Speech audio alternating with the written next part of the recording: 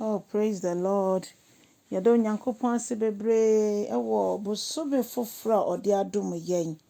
Ayɛyi nka ne din o, nkamfo ne ntontom nka ne din. Ɛno nso Onyankopɔn de bosome foforɔ akyerɛ yɛn. Ne bammɔ ne ne nhwɛso pa a yɛma yɛwerɛ mfi da biara da. Yɛbɛkɔ so de yɛn ho ato ne so na yɛahyɛ no anuonyam. Ɛno nso mema wakɔ abadeba wo te aseɛ sɛn dwumadie yi so. Bosome a ɛdi awiei wɔ afe yi mu. Yɛka sɛ Awurade tutu yɛn anammɔ ma yɛn na ɛnsi yɛn yie wɔ Yesu Kristo din mu. Hallelujah.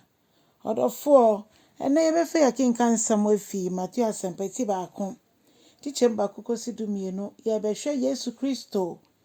N'asefoɔ anaasɛ ne mpanimfoɔ a ɛdii kan a enti ɛnam so ma yɛka sɛ Yesu ɛyɛ David aseni a na deɛ ɛkyerɛ no.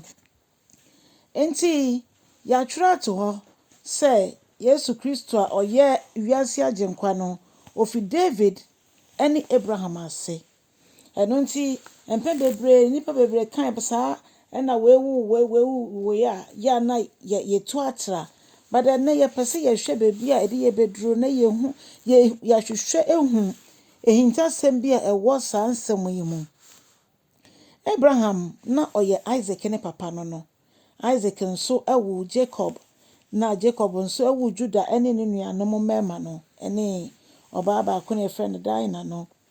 Afei, Judah nso ɛwɔ Perez ne Zerah a wɔn maame no yɛfrɛ no Tamar. Na Perez nso ɛwɔ Hezron, na Hezron nso ɛwɔ Ram.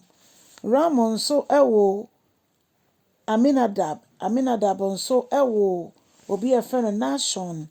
Afei Nashon nso so ɛwɔ Salmon, ɛna Salmon nso so ɛwɔ Boaz ɛna yɛkae ɔbaa huhuni na ɛberɛ a Joshua ɛsoma spies no, Israel kandifoɔ no ɛsoma spies sɛ wɔn nkɔ Jericho nkɔhwɛ sɛdeɛ hɔ teɛ a Rahab de wɔn sieeɛ ne sɛnti no wɔn ma ɔde tam kɔkɔɔ bi sɛn n'aboboa ano nti ɛberɛ a Jericho kuro no ɛsɛe no, Rahab ne ne fiefoɔ de wɔn ansɛe bi. Saa ohuhuni Rahab no, ɔno ne ba ne Boaz na akyire yi ɔno nso ɛware Ruth no. Okay. Enti na ne kunu ne wu Boaz no yɛfrɛ no Salmon. Patro ya na ɔde ato wo ti mu. Okay. Afei Boaz nso ɛwɔ Obed nso so na ne maame ne Ruth yɛkae sɛ Boaz ɛware Ruth ɛna ɔne ne wu Obed. Ɛna Obed nso ɛwɔ Jesse ɛyɛ David ne papa. Nti ho sɛ Jesse nso ɛwɔ ɔhene David. Ɛna David nso ɛwɔ Solomon a ɔne Bathsheba a ɔno ɔyɛ Uria yere no ɛwɔ no. Afei Solomon nso ɛwɔ Rehoboam, ɛna Rehoboam nso ɛwɔ Abijah, ɛna Abijah nso ɛwɔ Asa, ɛna Asa nso ɛwɔ Jehoshaphat nso ɛwɔ Jehoram, ɛna Jehoram nso so ɛwɔ Uzziah nso so ɛwɔ Jotam, ɛna Jotam nso ɛwɔ Ahaz. Afei yɛtoa so, Ahaz nso ɛwɔ Hezekiah.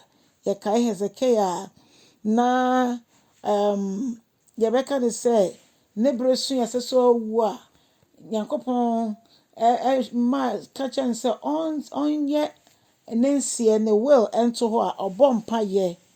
Onyankopɔn ɛsoma Isaiah the prophet ɛkɔɔ ne nkyɛn na Bible sɛ ɔdane n'anim kyerɛ a ɔbɔ mpayɛ na Onyankopɔn ɛde ne nkwa ɛkyerɛ no. Saa Hezekiah no ɛna yɛreka ne ho asɛm ɛwɔ ha sɛ. Hezekiah ɛwɔ Manasseh, ɛna Manasseh wɔ Amon, ɛna Amon wɔ Josiah, ɛna Josiah nso so ɛwɔ Jehoiakim, ɛna Jehoiakim nso so ɔne ne nuanom na ɔwɔ wɔn. Na ɛkyerɛ sɛ Babylon nkoasom n'akyi no, ɛna Jehoiakim nso so ɛwɔ Shealtiel, ɛna Shealtiel nso ɛwɔ Zerubbabel. Enti na yɛ kɔso nti wokan chapter 1 ne nyinaa Matthew asɛmpati baako ne nyinaa wobɛhu awɔ ntoatoaso a nam so ama yɛde ɛwɔ Yesu Kristo. Ɛno nti Mary deɛ ɛnyɛ ɔno na ofi David ase o, ɛyɛ Joseph. Ɛno nti na Onyankopɔn ɛbɔ mmɔden sɛ ɛsiane sɛ na Joseph de n'ano ato Mary so nti ɔde ɔba no ɛfaa Mary so ɛsiane sɛ na Mary nso atena so kronkron ama Awurade. Onyame nhyɛ wo bebree wɔ Yesu din mu. Amen.